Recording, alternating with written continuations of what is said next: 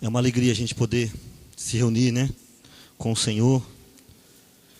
E graças a Deus também, né, por esse novo tempo que temos vivido assim na presença de Deus, né? Eu fico feliz de quase todos os dias a gente encontrar pessoas testemunhando, né? Hoje um jovem que não pôde vir aqui me falando que nos 2 dias que ele veio assim muito desanimado, e num dos dias o Senhor falou, né, que para um jovem que se estivesse desanimando não desistir, porque o Senhor estava com ele.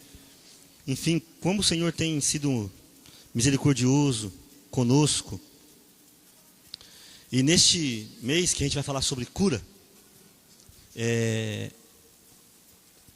eu queria iniciar assim, declarando mesmo a nossa fé, e ao mesmo tempo declarando o direito que temos. Muitas vezes nós nos aproximamos de Deus como pessoas que não têm direito, como pessoas que assim, não têm crédito diante de Deus, né? E eu fico muito feliz, há muitos anos atrás, uma vez em que o Senhor falando conosco disse que antes de nós acreditarmos nele, ele acreditava em nós, né? Aquilo caiu para mim como uma bomba, né? Como é que Deus pode acreditar em nós? E a prova que ele acredita em nós é a igreja, né? A igreja. Ele deixou uma parte da obra para ser feita e confiou em homens e mulheres como nós. Isso é Deus. Só que muitos de nós ainda não se apercebeu disso. E nós ainda chegamos diante de Deus como aquelas pessoas que se contentam mesmo com migalhas, né? Nós temos o céu, nós temos o Espírito Santo de Deus, nós temos a palavra de Deus, nós temos os sacramentos, nós temos, enfim, uma multidão de coisas, e a gente fica com as migalhas e ainda acha, né? Muitas pessoas se orgulham, né? Graças a Deus agora eu não tenho visto, mas teve uma época que tinha um orgulho, como é que fala? No carro lá, aqueles negocinhos que põe no carro. Tem orgulho de ser católico. Eu falo, gente, mas orgulho é pecado, né? Como é que você pode ter orgulho de ser católico? Você não pode ter orgulho. Você pode ser feliz por ser católico, ser feliz, mas eu tenho orgulho porque eu pertenço à igreja. Grande coisa, né? Porque a igreja vai te levar para o inferno. Não tenho orgulho, pelo contrário, eu tenho direito. Eu tenho direito de ser filho de Deus. Romanos 8 declara isso, né? Tudo que Jesus conquistou na cruz é direito nosso. É nossa herança. Nós temos uma herança, né? E todos aqueles que tiveram esta consciência, nenhum deles teve merecimento, né? Quando a gente começou o grupo de oração há muito tempo atrás, né? 1986 ainda, né? Eu obviamente ia para lá engatinhando, né? Nessa época eu era bebezinho de colo ainda. Mas em 86 era muito engraçado. O grupo era muito pequenininho, só tinha senhoras, né? E a gente, eu, moleque do jeito que eu sou, até hoje eu sou moleque, né? Então a gente não tinha jeito de não colocar os apelidos, né? Eu não vou falar só os nomes, mas então tinha o nome da pessoa, tipo assim, Rael, então tinha a fulana Desmaio, que toda vez que a gente orar ela caía. Então já apelidamos, né? A fulana Desmaio. Aí tinha outra que a gente chamava fulana Chorona. Porque, gente, você abria a boca para falar de Jesus, ela, porque Deus, toda segunda-feira. E tinha uma que a gente chamava de fulana infinito. Porque ela começava a orar, e ela começava por Adão. E ela ia, né?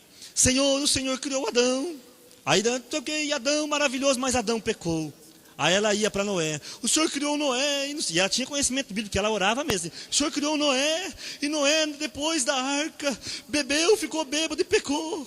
E o Senhor pegou Moisés. Mas Moisés bateu na pedra e ficou nervoso e pecou. E o Senhor fez daí. Ela ia, né, sempre contando as histórias. Aí tinha uma hora que o grupo tinha que continuar, né? E como era um grupo pequeno, não tinha microfone, não tinha nada, né? Aí a gente pegava o violão, começava a solar bem devagarinho uma música, começava a cantar, porque a oração dela não acabava. Então era fulana infinito, tinha todas, né? Mas o interessante da oração dela é que ela mostrava na oração dela que não havia realmente nenhum daqueles homens que haviam feito uma obra extraordinária. Moisés abriu o mar. Moisés abriu o mar, né? Davi foi o rei de Israel, pai de Salomão, o homem mais rico do mundo, né? Noé construiu uma arca quando nem faculdade de engenharia tinha, né? Nem chuva tinha, não tinha rio. Sabe aquela história do prefeito? Agora é época de campanha política, né? Não tem prefeito que fala assim, eu vou mandar construir uma ponte, mas prefeito não tem rio. Não, primeiro eu faço a ponte, depois a gente manda fazer o rio, não é assim? Entendeu? Moisés foi desse jeito, fez a arca, depois é que veio o rio. Era fé, e no entanto Moisés ficou bêbado. Foi um homem que ficou alcoolizado e pelado na frente dos filhos, que era uma vergonha muito grande. Davi cometeu um adultério, o adultério foi coisa pequena, mandou matar o marido da outra mulher. Olha que coisa. Então ela ia mostrando naquela oração que na verdade, o que nós precisávamos de ter não era uma vida perfeita, porque a vida perfeita nós não temos para apresentar. Nós não temos. O que nós podemos apresentar ao Senhor é a nossa confiança de que Ele realmente fez uma obra grandiosa. E nesta obra grandiosa está incluída a nossa cura e libertação. E hoje, eu queria pegar um trecho, lá em João 19, que é o trecho da crucificação de Jesus, né? Para mostrar para vocês que naquele momento não aconteceu um acidente, sabe? Não aconteceu algo fora de um contexto, não é? Não aconteceu algo fora de um plano, porque muitas vezes nós vemos as coisas fora de um plano. Tudo que é, quando você vê fora de um plano, tudo fica meio sem sentido, não é? Qual o sentido que tem de uma pessoa ser furada? Tem algum sentido? Tem sentido ou não? E se ela for furada para receber uma injeção contra a paralisia infantil, tem sentido ou não? Então o problema não está no furo, está na parte do plano que ele faz, né? Se você for furado porque eu não tenho o que fazer e pega uma faca e te furo, que sentido isso tem? Mas quando você é furado dentro de um plano, faz diferença. Faz diferença. Que sentido tem uma pessoa ser cortada? Que sentido tem você ter uma perna dilacerada? Mas se você teve uma diabetes e a perna começou a apodrecer, faz sentido, não faz? Então não é o problema de cortar a perna. O problema é estar dentro de um plano ou não estar dentro de um plano. Quando você enxerga a morte de Jesus, tem pessoas que falam assim, né? Esses dias mesmo a minha esposa reuniu o grupinho dela lá e foram assistir a Paixão de Cristo. Já assistiram a Paixão de Cristo? Quem já assistiu? Quase todo mundo, né? Quem não assistiu ainda? Deveriam assistir. Filmaço. E tem gente que fala assim, nossa, mas o filme é muito violento. Quem fala isso não leu a Bíblia. Porque o filme dura 2 horas. A Paixão de Cristo demorou mais de 24, né? Se você acha que ali é muito, ali durou 2 horas. É nada. Tirando a parte que viram a cruz de ponta cabeça lá, aquilo eu acho que foi um exagero mesmo. Mas o resto, na verdade, foi pior do que aquilo lá, né? Pior do que aquilo lá. Então, assistam aquilo por quê? Porque aquilo é real. Só que não assistam aquilo sem entender o plano, sem ver dentro de um contexto. Porque se você não ver aquilo dentro de um contexto, você vai achar assim, que imbecilidade. Eu já ouvi gente falando isso, né? Aquilo é uma imbecilidade. Que sentido tem isso? Não, Deus não ia querer que o filho dele sofresse desse jeito. Quem fala isso é porque não é pai, né? Porque quem é pai, leva o filho para tomar injeção. Então você não ia levar seu filho para tomar injeção, né? Que sentido tem o sofrimento? Que sentido tem pegar o teu filho bom e levar ele para levar uma furada? Que sentido tem? Não tem sentido nenhum. Quando você vê o plano, quando você vê o todo, passa a ter sentido. Então, quando você ver a morte, quando você ver o sofrimento de Jesus, lembre-se que há um plano. Em João 19, quando Jesus, então, aí conta toda a crucificação, né, a partir do versículo 17, mas do 28, do 31 em diante, Jesus já está morto, né? Do 31 em diante, Jesus já está morto. Só que estava no entardecer, né, da sexta para o sábado. E os judeus, né, até hoje, eles, quando chega sábado à tarde, no pôr do sol, sexta à tarde do pôr do sol até o começo da noite de sábado, eles não podem fazer um monte de coisa. E entre essas coisas, eles não poderiam tirar Jesus da cruz, né? Então, eles vão até Jesus para pedir, para enterrar Jesus. Só que eles não sabiam se estavam mortos ou não. Então eles vão lá, e se você ler aí com atenção, primeiro eles quebram as pernas dos 2 bandidos, né? Que estavam presos, crucificados ao lado de Jesus. Quebram as pernas por quê? Porque como eles estavam crucificados, para respirar eles tinham que fazer isso, né? Entendeu? Então se quebrasse as pernas, eles não conseguiam mais erguer o corpo, e não conseguindo erguer o corpo, eles morriam mais depressa. Por isso quebrava a perna, porque aí não conseguia fazer esse movimento para respirar. Então com as pernas quebradas, parava de respirar e morriam sufocados. Quando foi quebrar a perna de Jesus, como havia um salmo que declarava que nenhum dos seus ossos seria quebrado, aí, chegando porém a Jesus, como o vissem já morto, não lhe quebraram as pernas, mas um dos soldados abriu-lhe o lado com uma lança e imediatamente saiu sangue e água, né? Então jorrou do lado de Jesus, né? Aqui a cruz é pequenininha, mas do lado esquerdo, provavelmente Jesus. O soldado jogou a lança, né? Depois a tradição da igreja, através de alguns livros que foram escritos no século I e II, deu a esse soldado o nome de Longino. E no Brasil a gente fala Longuinho, mas o nome é Longino, né? Que significa o homem da lança, aquele da lança, né? Que ficou o São Longino, e nós aqui abrasileiramos para o São Longuinho e começamos a dar 3 pulinhos e tudo mais, né? Para achar as coisas perdidas, né? Então, esse soldado fura e Jesus não reage porque já estava morto, e do seu lado sai sangue e água. Sangue e água. É óbvio que há o fato físico, né, do sangue e da água, porque como Jesus já estava extremamente cansado e provavelmente com algumas hemorragias, o coração começa a inflar e tudo mais, o corpo, para compensar a falta do sangue, começa a tirar a água do organismo, paralisa os rins e faz a água se misturar ao sangue para continuar correndo. Essa é a explicação física, né? Eu só fiz 9 anos de medicina, quando eu me formar eu parei, então eu não posso explicar todo o resto, né? Então, mas a explicação física é essa: a água vai se misturando ao sangue. Mas o soldado percebe então que ele já está morto, e daquele lado de Jesus jorra água e sangue, né? Por quê? Deus permitiu esta visão. Se você pegar o mesmo evangelho de João, no capítulo 3, você vai ver Jesus dizendo a Nicodemos que é necessário nascer de novo, que aquele que não nascer da água e do Espírito não poderá receber o reino de Deus. Daquele lado esquerdo de Jesus, do coração de Cristo, sai a água, que é o Espírito Santo, e o sangue, que é a Eucaristia, que é o próprio Jesus morto e ressuscitado para nós. Mas há um significado ainda maior nisso, que nós precisamos de voltar lá no Antigo Testamento para poder entender com exatidão. Então, se você quiser acompanhar, no profeta Isaías, se você quiser, é quase no meio da Bíblia assim, né? Logo depois do livro de Salmos, Provérbios, tal, é o primeiro grande profeta que tem, o profeta Isaías, no capítulo 53.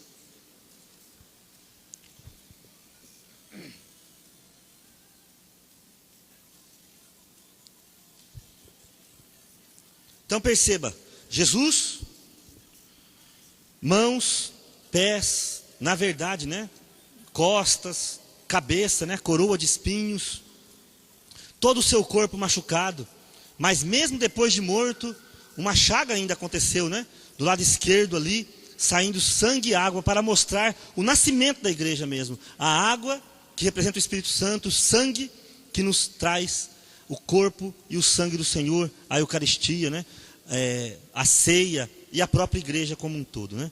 Isaías 53 foi escrito 7 séculos antes de Cristo. Deus, quando a Bíblia fala que Deus não tem pressa, ele não está brincando, né, gente? 700 anos antes, se você pegar Isaías aí no capítulo 7, já vai estar escrito: uma virgem conceberá e dará à luz um filho. 700 anos antes já estava determinada a história da igreja, né? Mas Isaías 53 mostra todo o sofrimento de Cristo, né? Quem poderia acreditar nisso que ouvimos, né? Versículo 2, da metade do versículo 2 aí: não tinha graça nem beleza para atrair nossos olhares, era desprezado, era a escória da humanidade. E no versículo 5 diz assim: ele foi castigado por nossos crimes e esmagado por nossas iniquidades. O castigo que nos salva pesou sobre ele. Fomos curados, graças às suas chagas. Em algumas traduções fala pisaduras, né?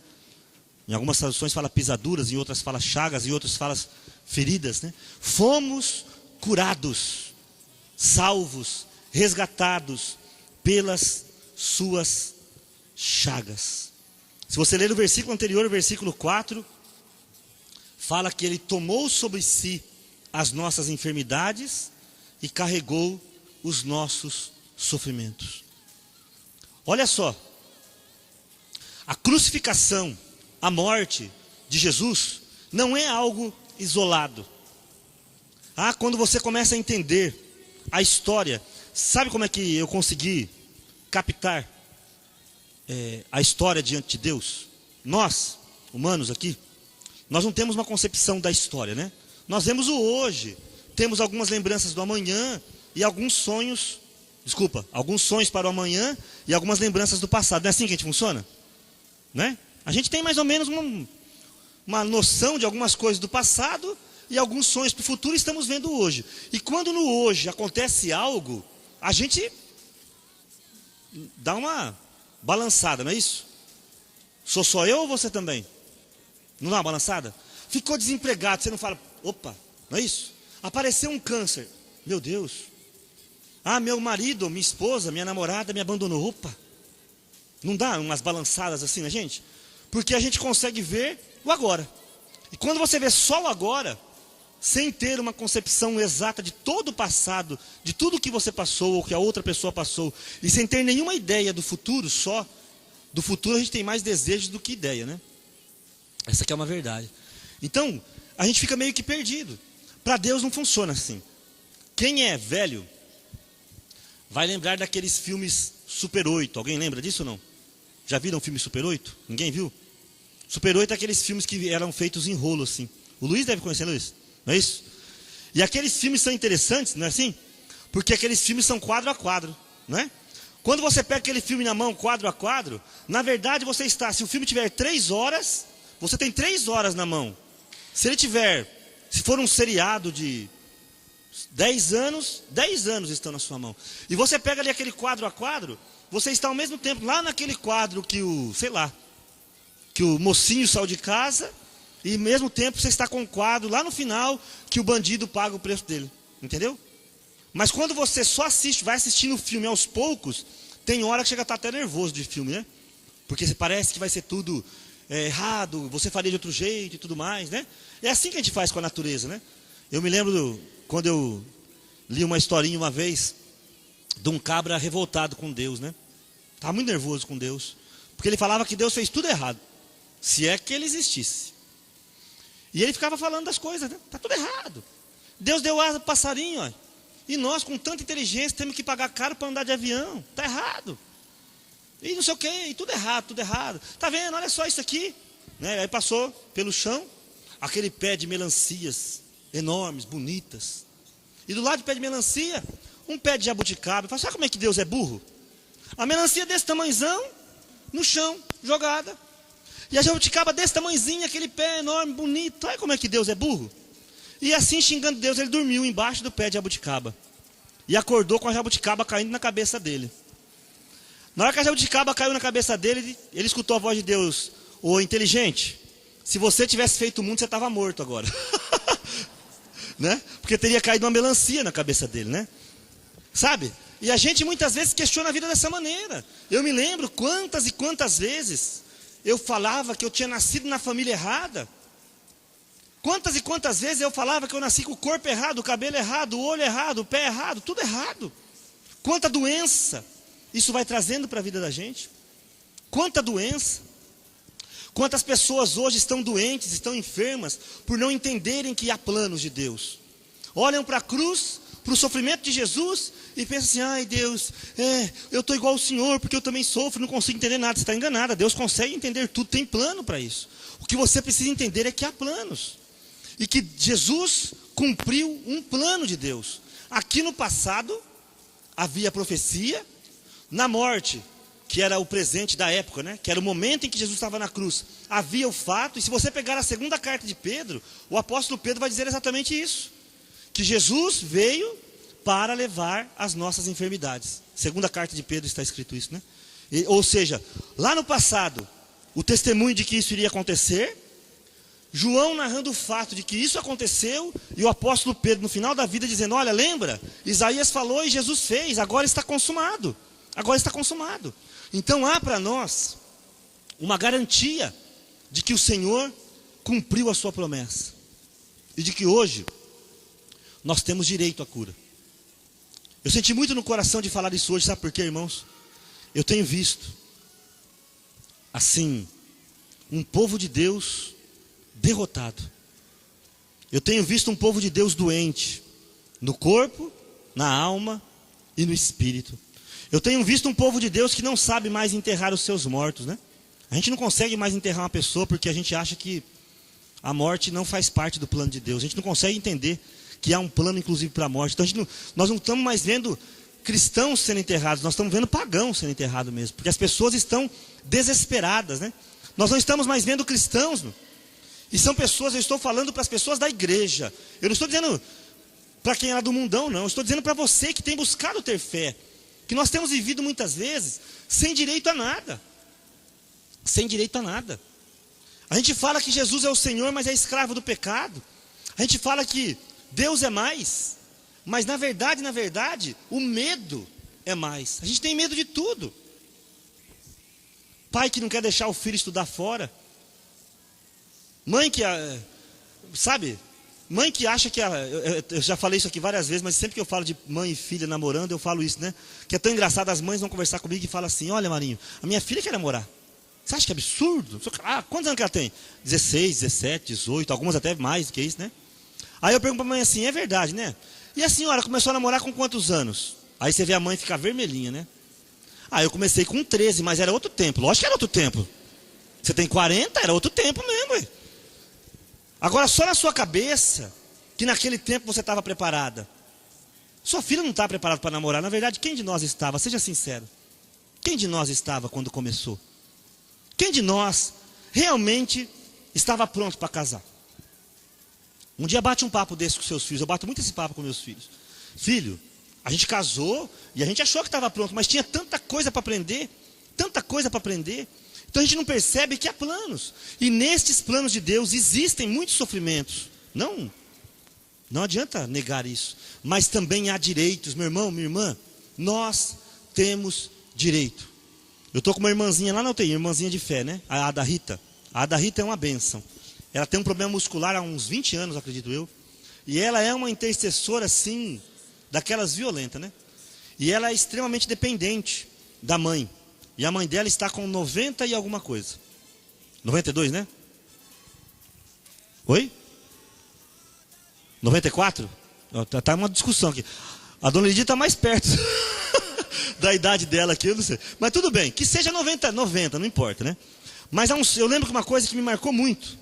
Eu quero te falar para vocês o que é você ter fé, o que é você saber o que é ter direito, o que é você conhecer Deus. Há uns 4 ou 5 anos atrás, se a Selma ou a dona Lidia lembrar quando... A mãe da Ada Rita ficou muito doente. Muito mal. E a Ada Rita, ela tem um problema que eu não vou saber o nome, degenerativo, né, muscular. Então ela é dependente mesmo da mãe. Tem que ter a mãe, só ela e a mãe. Não tem mais ninguém. E eu me lembro, né, que foi muito engraçado, porque o médico desenganou, falou, olha, sua mãe já está com 80 e não sei quantos anos, teve um problema seríssimo, teve uma trombose, né? Teve uma trombose violenta, e não está mais reagindo. Gente, eu queria, né, hoje a Ada Rita está na UTI e nós não sabemos o que Deus tem preparado para ela, né? Mas com a fé que ela tem, ela vai para o céu com a maca e tudo, né?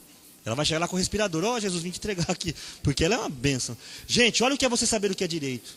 Ela saiu no corredor da Santa Casa, daquele jeitinho dela. Quem conhece ela sabe o que eu estou falando, né? Se arrastando naquele andadorzinho e tal. E ela chegou no corredor da Santa Casa e falou assim, Deus, o senhor não vai levar minha mãe, porque não é a hora dela. E voltou para o quarto. E no outro dia a mãe dela saiu e está viva até hoje. Né? E o médico fala assim, eu não sei o que aconteceu. Eu não sei o que aconteceu. Isso é conhecimento, veja bem, gente. Isso não é mandar em Deus. Algumas pessoas, ela manda. Ninguém manda em Deus. Ninguém manda em Deus. Não é uma fé arrogante, fala assim, Senhor, o Senhor vai ter que curar o meu filho. Não, não. É uma fé de alguém que conhece tanto o coração de Deus, que sabe aonde pedir e como pedir. É uma fé de alguém que tem intimidade com o Senhor, que conversa com Ele. É uma fé de alguém que conhece a palavra de Deus e sabe que tem direito. Sabe que tem direitos. Será que nós sabemos os direitos que temos? Nessa noite, primeira noite aqui do seminário de cura, eu quero te convidar a perceber quantos direitos você tem na palavra de Deus. São mais de 8.000 promessas, meu irmão. E entre elas, muitas promessas de cura. Muitas promessas de cura. Entre elas, está essa que eu acabei de ler para vocês, Isaías 53. Ele levou sobre si as nossas iniquidades, né? Eu me lembro de uma irmã, a Beth, há muito tempo atrás também. Do nada, ela foi atacada também. Ela teve um tipo de um AVC, não sei. E ela ficou com a perna paralisada. E ela pegou este versículo de Isaías 53. E ela começou a falar, Senhor, está escrito que o Senhor carregou sobre si as minhas enfermidades. E ela disse que ela andava pela casa dela, arrastando a perna e falando com Deus. Senhor, o Senhor não é mentiroso. Senhor, o Senhor não mente. Está escrito lá no livro de Samuel que o Senhor não é homem para mentir. Você sabia disso? Sabia que está escrito no livro de Samuel? Deus não é homem para que minta, nem filho do homem para arrepender-se. Então ela tinha conhecimento da promessa. E ela começou a andar arrastando a perna dela. E foi 1 dia e 2 dias. Senhor, o Senhor prometeu. O Senhor levou a minha enfermidade. O Senhor não mente. O Senhor é Deus. O sangue de Jesus Cristo me lavou. Eu fui comprada por um alto preço. Sabia que está escrito isso na carta aos Coríntios? Que nós somos comprados por um alto preço. Eu me lembro que uma vez eu fui procurado por um político. E ele falou para mim assim, todo homem tem seu preço, né? Ele queria que eu fosse candidato com eles lá, fizesse um acordo, né? E eu falei assim, você tem razão. Eu também tenho o meu. Eu fui comprado pelo sangue de Jesus. Se alguém quiser pagar mais, eu estou à venda. Alguém quer pagar mais? Se quiser, eu estou à venda. Eu fui comprado pelo sangue de Jesus. Se alguém tem mais para pagar, eu estou à venda. Quem quiser pagar mais do que isso, o leilão está aberto. Eu fui comprado pelo sangue de Cristo. Carta aos Coríntios está lá, é palavra de Deus. E ela começou, e simplesmente um dia, ela estava lá do jeito que ela estava clamando, a perna dobrou, ela voltou a andar, correr e louvar ao Senhor. E até a última vez que eu a encontrei, né, está lá curada para a glória de Deus. Sabe, irmão, uma vez, quantas e quantas vezes eu pude experimentar a cura de Deus. Quantas e quantas vezes, e até hoje eu louvo ao Senhor por todas as vezes que nós experimentamos em nossa casa as curas de Deus. Sabe, quantas e quantas vezes, né?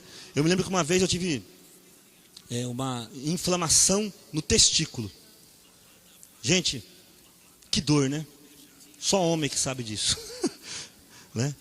Não podia relar nada. E tinha passado já um bom tempo, e eu achando que eu tinha sentado errado, colocado uma cueca apertada, né? Enfim, aí fui ao médico, e o exame é uma bênção, né? Ele procura um canalzinho que tem atrás do testículo e aperta um por um. Esse? Não. É esse não. A hora que ele falou é esse que ele acertou. Não é isso? É. Eu ainda falei para ele assim, é por isso que o senhor não atende guarda armado, né? Se a gente está armado, mata o cara. Não tem jeito. Do jeito que ele apertou ali, ele levava um tiro, né? Não tem jeito, né? Aí ele falou assim, olha, é uma inflamação assim. Você vai ter que tomar esse remédio e esse, depois fazer um novo exame, porque essa inflamação pode ter sido causada por isso. E começou toda uma história, eu falei, meu Deus do céu. Meu Deus do céu. Já sou feio, impotente, eu vou ficar uma benção, né? Só Deus para ter misericórdia, né? E eu me lembro que, como se fosse hoje, eu saí de lá chateado, passei na farmácia, comprei a medicação e passei numa irmã, cheia de fé, uma senhora, com muita fé. Contei para ela a história assim, mas bastante, assim, desanimado, né? E eu me lembro que ela falou assim, olha, vai para casa, tua fé te curou. Aí eu falei assim, olha que véia danada. Que eu vim aqui para ela orar e ela jogou responsabilidade para mim, né? Olha que véia. Que véia danada. A tua fé te curou, né? E eu me lembro como se fosse hoje, que a hora que eu fui entrar em casa, né? Com uma dor, porque eu fui dirigindo, sentado, aquilo estava, né? E o médico tinha feito o exame, aquilo estava uma dor assim, que parece que Ia morrer. Cheguei no portão da minha casa e fiquei com o remédio na mão assim, né? Aí eu peguei e joguei o remédio dentro do carro. Falei, bom, se minha fé me salvou, então minha fé me curou, estou curado mesmo. E comecei a andar. Gente, eu dei 4 passos que eu achei que eu ia desmaiar. No 5º, a dor desapareceu. Outra vez eu estava com cólica de rim, 2002. Fazia 4 anos que eu tinha cólica de rim, todo dia, nos 2 rins. O exame que eu tinha feito, tem um exame guardado até hoje, né? Eram dezenas de pedras nos 2 rins, né? Então, como era muita pedra, elas se moviam o dia inteiro. Então, eu tinha a impressão que eu tinha 2 pessoas agarradas em mim, noite e dia sem parar, né? E aí eu comecei a tomar Buscopan direto, né? Eu até brinco que eu falo que eu e o Buscopan tivemos uma amizade de uns 3 anos, que foi uma benção, assim, sabe? Inseparáveis, sabe amigos inseparáveis? Eu ia na farmácia, ele me olhava e cantava: amigos para sempre é o que nós iremos ser nas horas tristes, né? E eu e o Buscopan, para lá e para cá, para lá e para cá. E aí, fui convidado para pregar um encontro em Ilha Solteira, onde meu filho está morando hoje. Na noite de sexta-feira, que eu ia sair para o encontro, para viajar, Buscopan, gente, eu esqueci a cueca, meia, sapato, podia esquecer a Bíblia, mas Buscopan não tinha jeito, né? Era ali já, ó. Era ali. E a hora que eu peguei o Buscopan, assim, sabe quando você tem um toque de Deus? E aí? Chegou a tua hora. Eu senti Deus falando mesmo assim, sabe?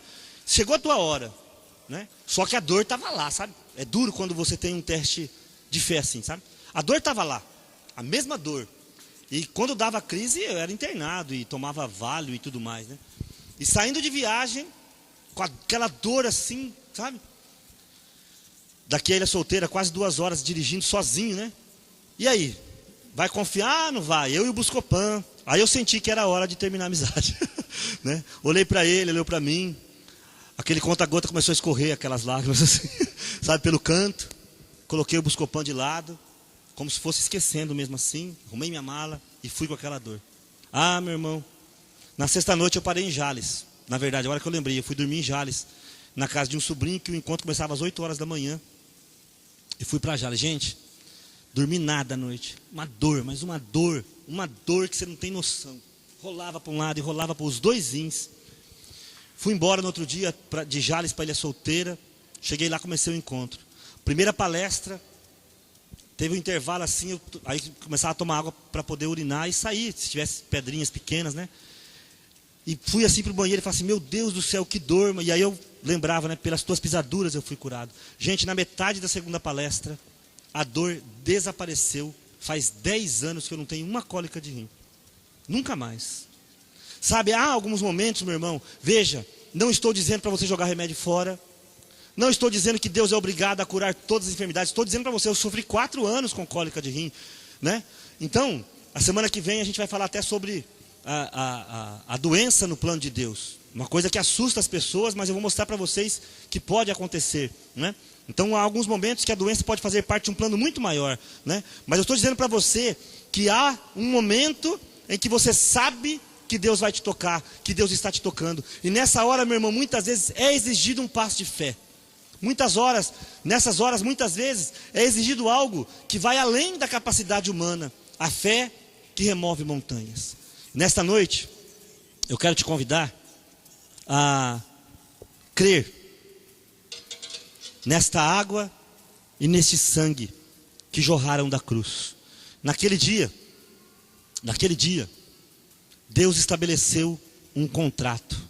Naquele dia, Deus cumpriu uma promessa. Meu irmão, minha irmã, nós nunca mais seremos curados. A Bíblia, se você ler a segunda carta de Pedro, Pedro não fala assim: pelas pisaduras de Cristo você será curado. Sabe o que ele fala? Pelas pisaduras de Cristo fostes curados. Fostes está em que tempo no português? Passado. Nós não seremos mais curados. Nós já fomos. Nós nunca mais seremos perdoados. Já fomos. O diabo, gente, tem uma notícia muito ruim para dar para vocês. O diabo nunca mais vai ser derrotado. Mas a notícia é ruim para ele, né? Porque ele já foi derrotado. Na Bíblia tudo isso está no passado. O diabo já foi derrotado. Segundo a Colossenses fala que o documento escrito contra nós já foi cancelado. Fala que Jesus já colocou tudo no passado, não há nenhum verbo no futuro.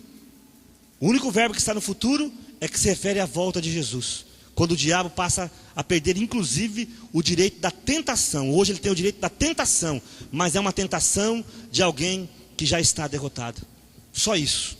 Nós é que damos o poder para ele. Ele não tem mais poder nenhum. Então eu quero te convidar a receber a água e o sangue de Jesus jorrando daquele peito. Veja que coisa tremenda, né? Tudo na Bíblia tem sentido, sabe? Ele já estava morto, mas ali ele deixava um sinal de que mesmo morto ele tem planos para nós, porque ele, morto, ele estava descendo ao inferno para salvar as almas daqueles que tinham ido e nos dando um novo tempo. Há um direito para nós, há um direito, há um direito. Você tem o direito de ser curada, você tem o direito de ser perdoada, você tem o direito de ser restaurada.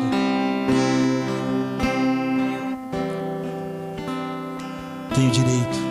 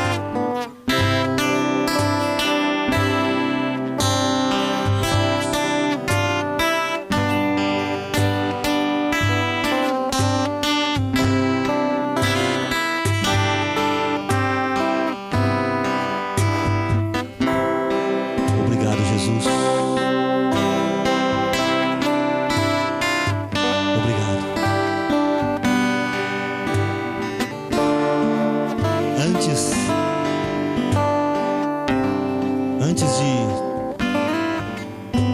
que esta água corresse junto com o teu sangue, Jesus, o Senhor disse uma frase.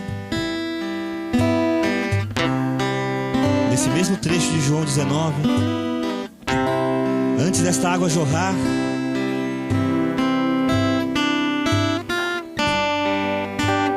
há uma frase que o Senhor disse que diz assim: está consumado. Está consumado.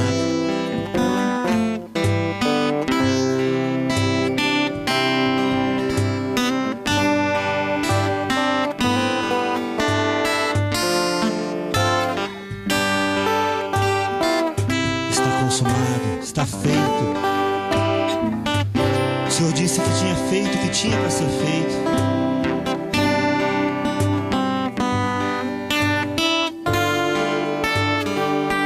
Estava consumado. O Senhor venceu. Naquele momento cumpriu o que o profeta Isaías tinha falado 700 anos antes. O Senhor cumpriu ali. E naquela chaga aberta, naquela ferida, o sangue e a água correram para curar a tua igreja. Correram para fazer um novo povo. Um povo separado.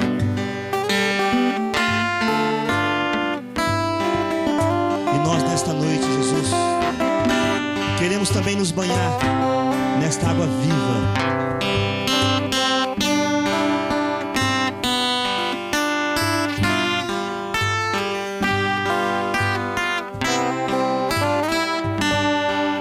Nós queremos, Senhor,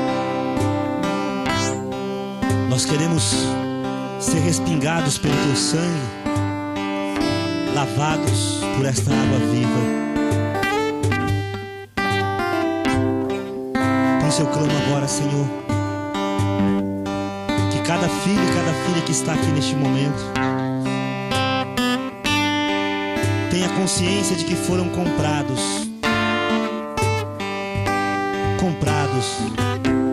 pelo sangue de Cristo e lavados pela água do Espírito.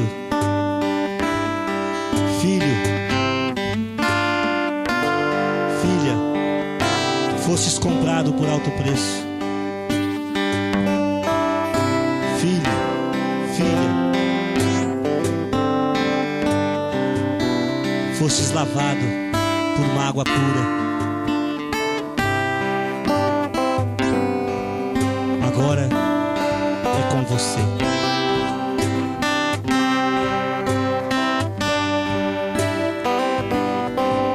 Nesta noite, meu irmão, o Senhor está te dizendo: pelas pisaduras de Cristo você foi curado. Pelas chagas de Cristo você foi curado. Nesta noite eu quero te falar que Ele carregou sobre Ele as nossas enfermidades.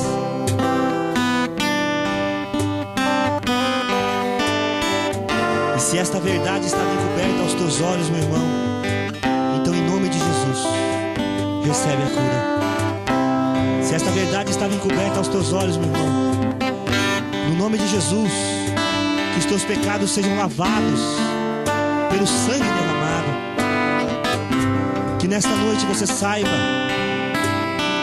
que você não precisa mais carregar esta dor. Você não precisa mais ser escravo de nenhum vício.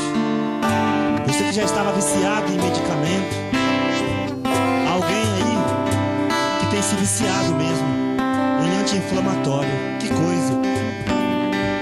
Tem que estar sempre tomando um diclofenaco, tomando um Dorflex, sempre. Qualquer dorzinha, você já tem aquele medo e se esquece de que existe Deus. Existe Deus, e Ele carregou sobre Ele as nossas enfermidades. Senhor, quebra este vício em nome de Jesus, eu clamo. Quebra, Senhor, todo esse vício em nome de Jesus. Quebra, Senhor, este vício também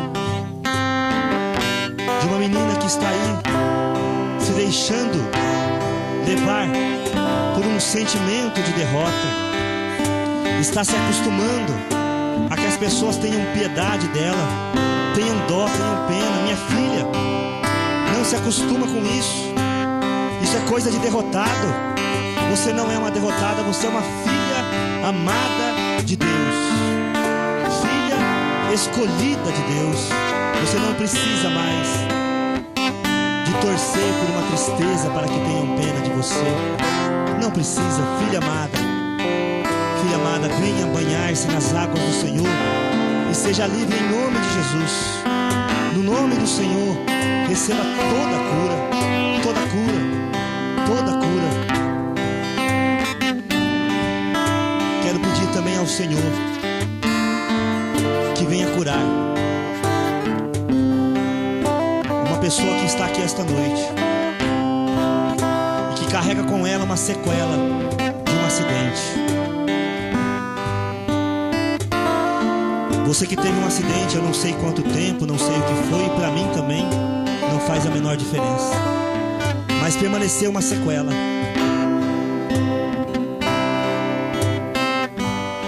Creia e toma posse que nesta noite o Senhor está curando a tua vida. Amém. Para a glória de Deus, só para a glória de Deus.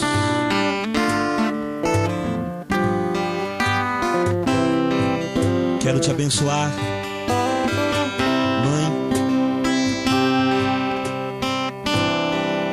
mãe que jogou um peso muito grande sobre a filha e que tem feito a filha pensar que você, mãe, está doente por causa dela. Mãe, tira esse peso da tua filha, recebe a cura, se liberta deste peso, se liberta deste peso que não é só seu, está levando esse peso para toda a tua casa, está criando uma adolescente que vai se fechar para a salvação. Mãe, que nesta noite você receba a cura desta condenação e seja livre, e que você possa ir até tua filha e dizer a ela: filha, você não tem culpa de nada, você não tem culpa de nada, o que eu sinto é problema meu e vai ser curado. Toma posse, mãe, de ser uma nova criatura. Recebe a alegria do Espírito Santo nesta noite. Sinta o seu coração. Sinta o poder do Senhor entrando pela tua alma e te libertando desta marca que você deixou entrar. E volta aos braços do Pai, e volta ao amor da tua casa. Ainda dá tempo. Obrigado, Senhor, por este banho de água viva sobre nós. Eu clamo agora por toda insônia, eu clamo agora por toda angústia, eu clamo agora, Senhor, por todo medo. Sim, Senhor, eu clamo por cada uma dessas enfermidades e eu as coloco diante do teu altar nessa noite, no nome de Jesus. Que caia por terra todos os enganos de Satanás e que nós possamos nesta noite, ó Deus, em nome de Jesus, exercer o direito de filhos e filhas amadas que já foram curados pelo sangue que foi derramado na cruz e pela água que saiu do teu peito santo, Senhor. Que esta água pura e santa venha nos lavar, purificar e libertar de todo mal, para a tua honra e para a tua glória, ó Pai, no nome de Jesus. Shuê, Shuê, Shua, Shua, nessa água.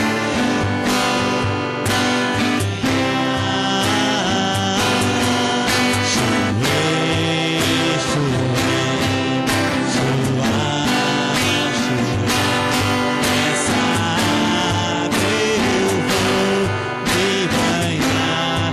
Água cristalina, água cristalina que jorra lá do peito aberto de Jesus lá na cruz.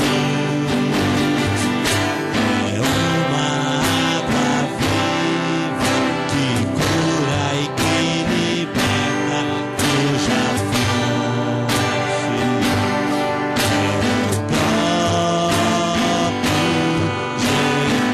os teus braços e venha se banhar nessa água. Shuê, Shuê, Shua, nessa água eu vou me banhar. Shuê, Shuê, Shua, Shua, nessa água eu vou me banhar.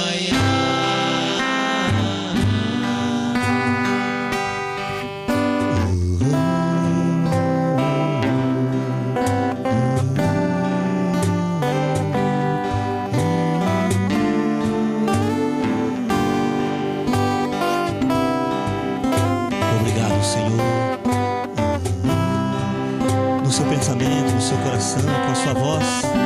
Vá dizendo a Ele: obrigado, Senhor.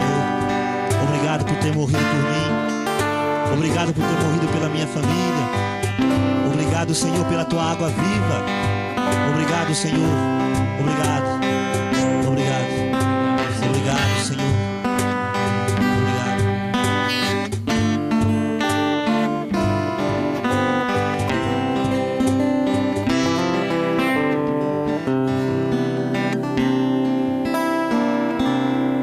Obrigado, Jesus.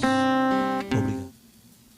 Senhor Deus, aqui pela imposição das nossas mãos como igreja, nós queremos, Deus, invocar as tuas promessas, que o Senhor já levou as nossas enfermidades na cruz, Deus.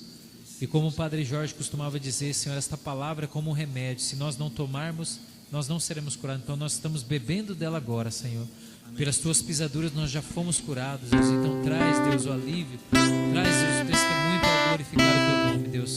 Senhor Deus, alcança, Deus, a tua cura, Deus, o espírito dessas pessoas, a alma, o coração, aqueles casais, Deus, pessoas que têm pedido, Deus, algum pedido específico para filhos, Deus, tem sentido no coração, que está aqui ou está na igreja, Deus, cura, Deus, toda a esterilidade, Senhor, todo diagnóstico, Senhor, de médico, Senhor, Tu és o Deus que pode mudar todas as coisas, e sobre eles, Deus, que possa agora, neste momento, descer esta água, que cura, que liberta, que restaura, e que o Teu sangue poderoso, a promessa do Teu sangue esteja sobre eles, trazendo cura, trazendo alívio e trazendo paz para todos os teus Deus. Colocamos diante de Ti também os pedidos de oração, que Tu possa nos abençoar e alcançar aqueles que estão em hospitais, nas nossas casas, Senhor, os familiares, Deus, com os pedidos de emprego, Deus, tudo que estiver lá, Deus, nós colocamos diante de Ti, porque sabemos que Tu estás nos ouvindo, Senhor. Amém, Jesus. Todo-Poderoso, nós também colocamos a nossa semana diante de Ti. Oh, Deus. Guarda a nossa casa, a nossa família, o nosso trabalho, que na semana que vem possamos estar aqui para glorificar e adorar o Teu santo nome, Deus, na alegria da Tua santidade. Amém. Amém. Saudemos então na paz do Senhor e até a próxima semana.